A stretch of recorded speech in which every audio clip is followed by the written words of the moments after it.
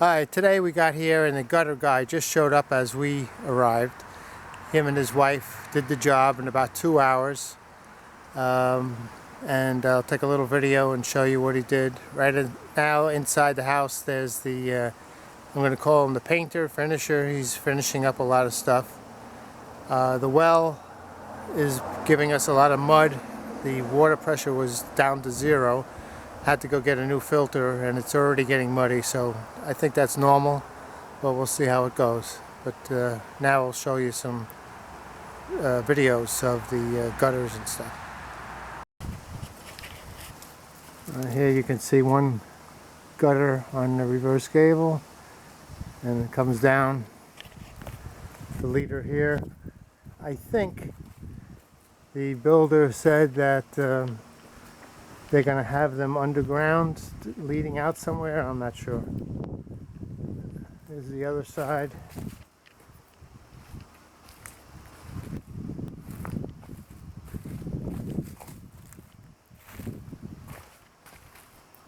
House is starting to look finished. We put a garden hose on here. We were going to try to drain the mud out of the system, but the still has to go through the filter. So I don't know. To me it should have been plumbed a little bit differently. I'm not sure if I had the tanks. This is the tanks for the propane. This was the vent for the furnace. He put a T in it. What I'm thinking, I have to ask the neighbor what he does, because I know he comes out and shovels around this when the snow gets that deep. I'm thinking maybe if you just stick a pipe going up, so you won't have to come out here and shovel it. Here's the other leader, does the whole back.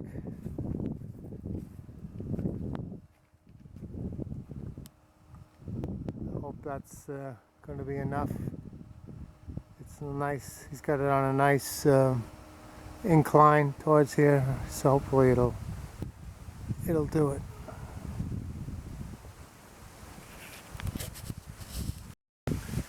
Propane tanks have been installed.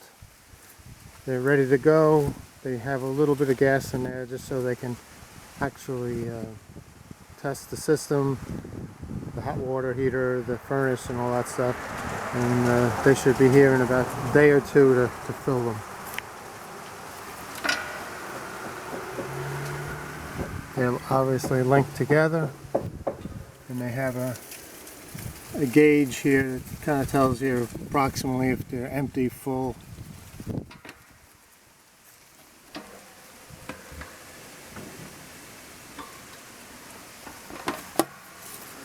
And spoke to the guy about putting a fence around it, and he had a good idea.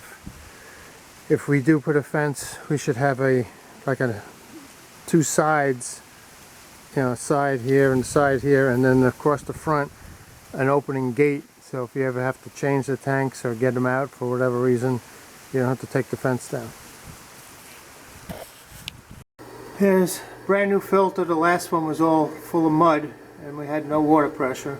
Put a brand new one on, and it's already getting pretty muddy here. Now we're running the hose outside.